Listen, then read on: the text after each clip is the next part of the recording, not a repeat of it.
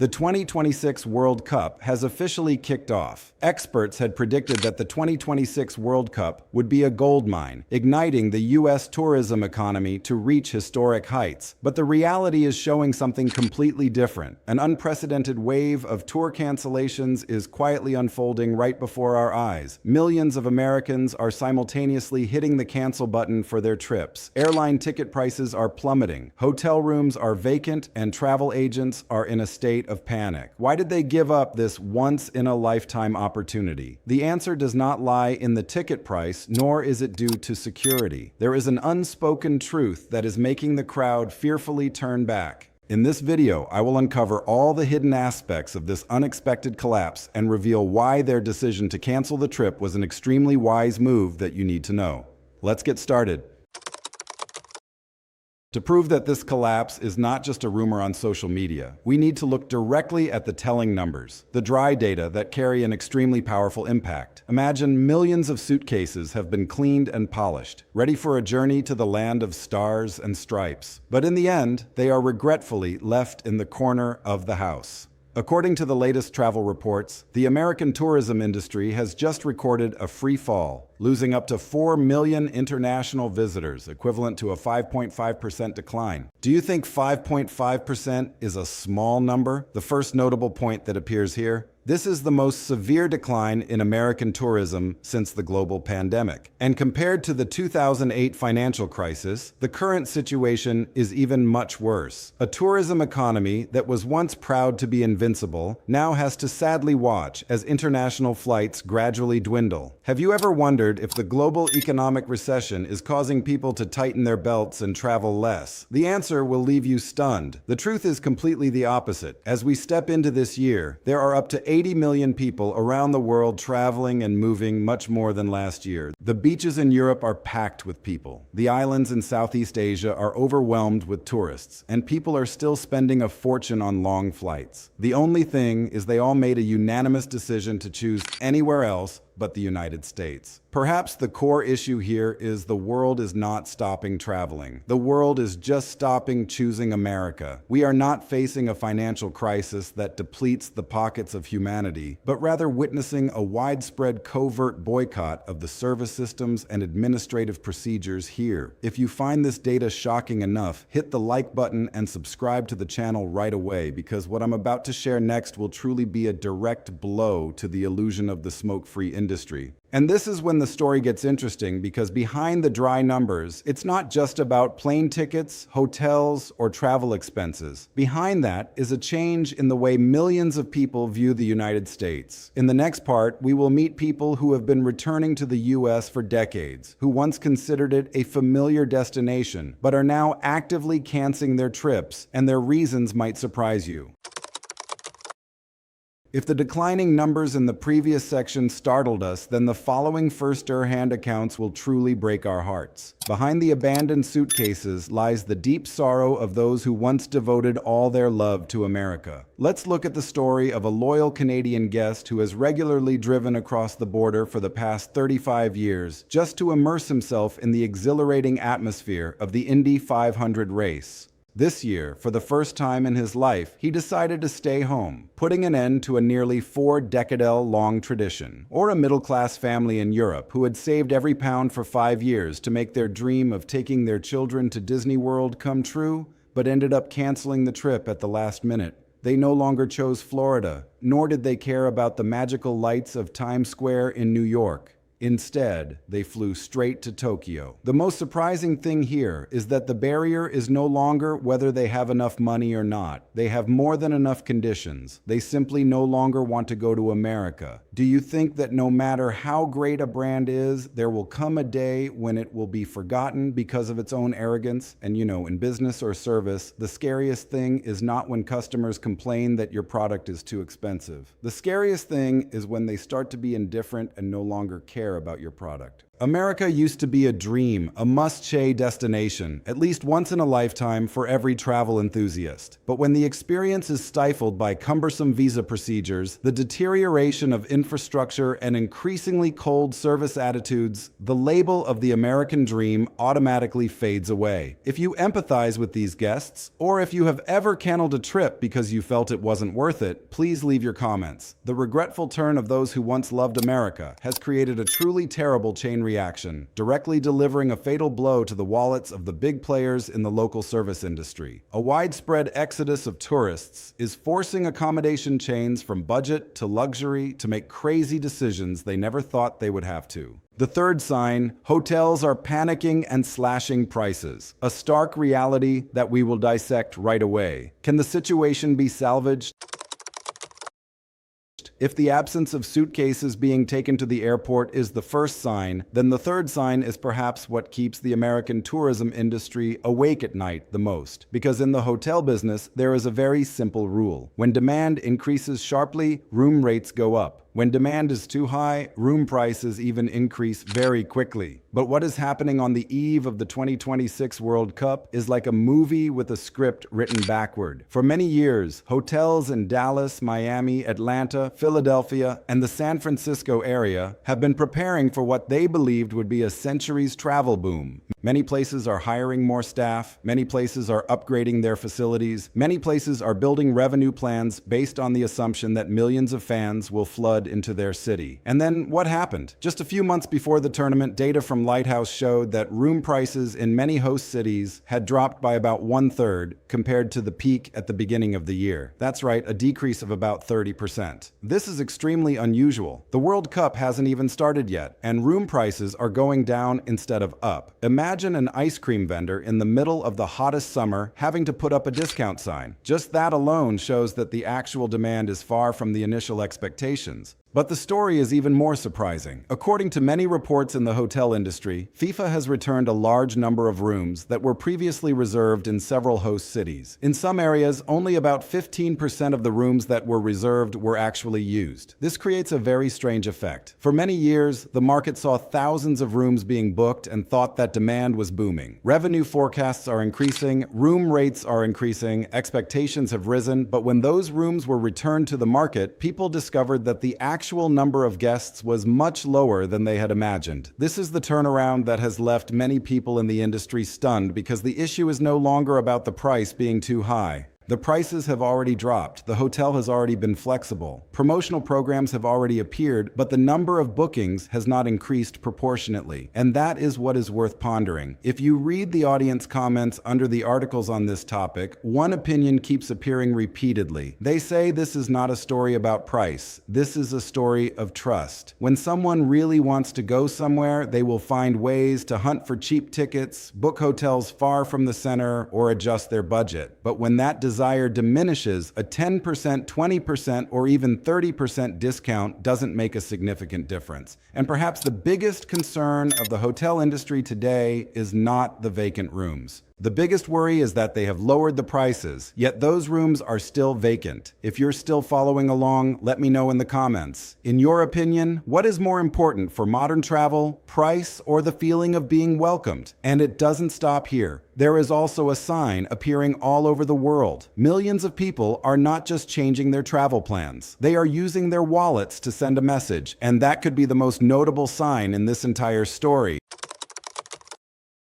If in the previous section we talked about vacant hotel rooms, in this section, let's talk about something even more noteworthy. The decisions that were not made, the clicks that didn't happen, the plane tickets were not purchased. Transactions were canceled before they even appeared on the payment screen. Because sometimes the strongest way for a person to express their opinion is not to take to the streets, not to write a long post on social media, but simply to take their wallet and spend it elsewhere. In many surveys and thousands of comments under posts about the 2026 World Cup, a recurring sentiment appears. It's not that I don't have enough money, it's not that I don't have time, but rather I choose to go elsewhere. It sounds simple, but this is a very significant psychological shift. For many years, America has been almost the default choice for millions of international travelers. If they have the opportunity to travel far once in their lifetime, many people think of New York, California, Florida, or Las Vegas. But now, more and more people are placing Japan, Italy, Austria, Spain, or even Mexico at the top of their lists. According to global travel data, the world saw an increase of about 80 million international trips last year. This means that people have not stopped traveling at all.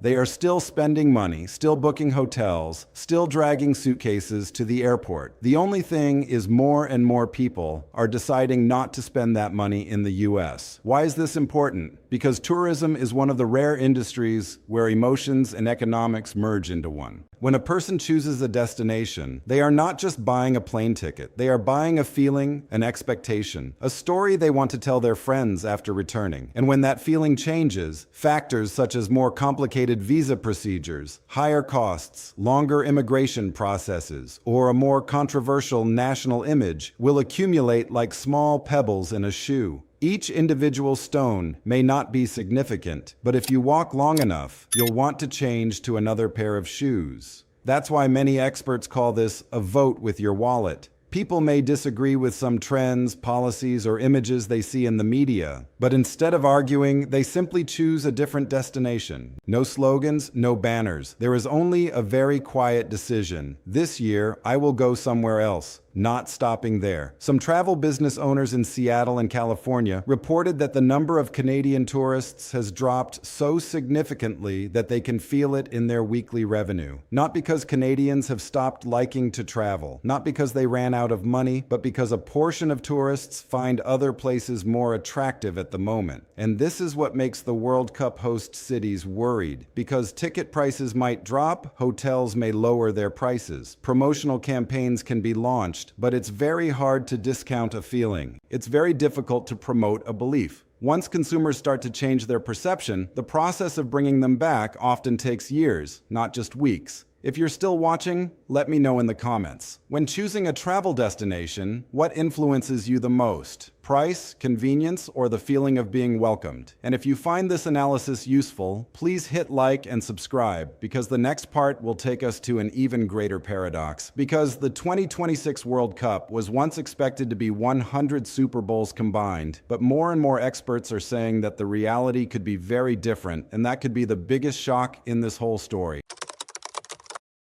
Until this point in the story, many people still hold on to a final hope. They think that even if the number of international visitors decreases, even if hotels still have vacancies, even if many tourists are choosing Japan or Europe instead of the US, the 2026 World Cup will ultimately appear as a savior. That when the whistle blows to start the match, millions of fans will flock in. That all the gloomy forecasts will disappear. That the tourism economy will be lifted by the biggest sporting event on the planet. Sounds reasonable, but when you look closely at the data, the picture becomes much more complicated. For many years, FIFA and related research units have provided enormous figures. The 2026 World Cup is expected to generate approximately $30.5 billion in economic value and support, around 185,000 jobs. At one point, the tournament was even described as 104 Super Bowls happening at the same time. That's the kind of number that makes hotels scale up, cities invest in infrastructure, and businesses hire more staff. But then the unusual signs began to appear. The number of bookings is lower than expected, room rates are decreasing, FIFA is returning many blocks of rooms that were previously held, and hotel industry experts are starting to adjust their forecasts lower each month. Some travel analysts now believe that instead of having an impact equivalent to 100 Super Bowls as initially envisioned, the actual effect might only be similar to about 10 Super Bowls combined. It still sounds very big, but that's the difference between a tsunami and a strong wave. Both create an impact. It's just a completely different level. The interesting thing is that the World Cup can still be successful in terms of sports. The stadiums are still packed with spectators. Millions of people still watch on television.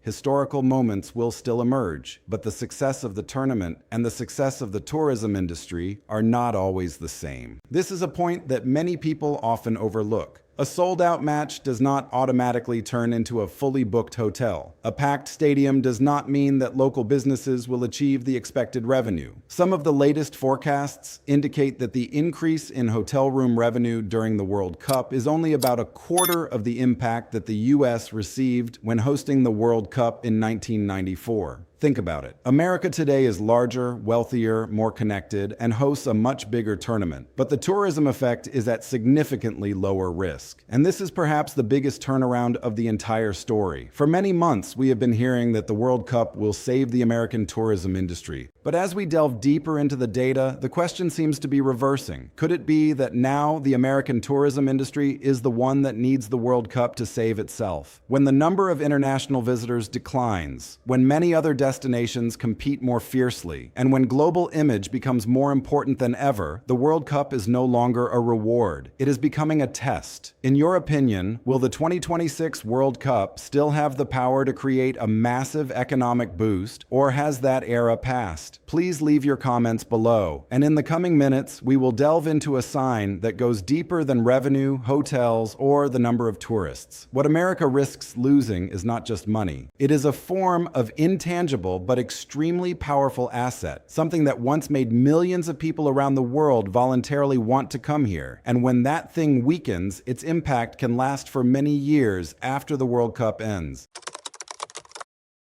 Perhaps by now we need to temporarily forget about the numbers related to hotels, plane tickets, or tourism revenue, because all of those things are just the external manifestations of a much larger story. If you ask what really worries the experts, the answer might not be the 4 million tourists who have disappeared, but the reason why they disappeared. For decades, America has possessed a special kind of asset that cannot be measured in gold, oil, or stock indices. Researchers call it soft power. It sounds academic, but in reality, it's very simple. It is the ability to make others want to be close to you without forcing them. When a student dreams of studying in the US, when a family saves for many years to take their child to New York, when a tourist stands in front of the Statue of Liberty and feels like they are touching a part of history, that is soft power. A country can be very rich, can be very strong. It may possess the world's leading economy, but there is an interesting fact. No one buys a plane ticket just to admire GDP. No one flies halfway around the world just to admire a financial report. People go for the emotions, because of curiosity, because of the feeling that there is something worth experiencing there. A truly strong nation does not need to persuade the world to come to it. The world wants to come on its own. That's something America used to do very well. For many years, America did not just export goods. America exports dreams, Hollywood movies, famous universities, stories of opportunity and innovation. For millions of people around the world, a trip to the US is not just a vacation. It feels like a milestone in life. But the thought-provoking thing is that soft power doesn't disappear overnight. It's more like a garden. It takes many years to grow. But if not taken care of, it will gradually wither. And sometimes the garden owner won't even notice. And when looking at the comments from international tourists recently, there is a feeling that appears very frequently. Not anger, not hatred, but rather disappointment. Many people say they haven't stopped traveling, they just stopped choosing the US. It sounds similar, but in reality, it is completely different, because if someone doesn't have money to travel, that's an economic issue. But if they have money, time, and opportunity and still choose to go elsewhere, that's a matter of perception. And perception is always harder to change than price. Try thinking of it this way. Every year, hundreds of millions of people around the world decide where to spend their money. They choose Japan or Italy, they choose Canada or Spain, they choose the US or somewhere else. No one calls it an election, but in reality, it is the largest global election on the planet. Each plane ticket is a vote. Each hotel night is a vote. Each trip is a vote. And in recent years, more and more votes are being cast for other places. And then here comes the moment when we reach the biggest question. Not whether the World Cup is successful or not. It's not about whether tourism is recovering or not, but what will happen when a country that was once the dream of millions of people starts to lose that position in the world's mind. And that is what makes this story go beyond the realms of football, hotels, or tourism. It became a story about trust. And once trust changes, everything else will change accordingly. And perhaps that is the most thought-provoking thing after all. This is not just a story about the 2026 World Cup. It's not just a story about hotels with vacant rooms or flights with fewer passengers than expected. This is a story about how the world is changing and how a country must continuously maintain its trust, appeal, and image in the eyes of others. And what about you? In your opinion, what is really causing the decline in international tourists to the U.S.? High costs, increasingly complex procedures, or the changing perception of the U.S. in the world? Please share your thoughts in the comments section. I would love to read your perspective. If you find this video useful, don't forget to like, subscribe to the channel, and turn on the notification bell so you won't miss the economic and social stories and trends that are quietly changing the world around us. And as usual, this video is made to provide information, analyze economic and social trends based on public data, research reports, and expert opinions. The content is not intended to attack any individual, organization, or political viewpoint. Thank you for taking the time to watch.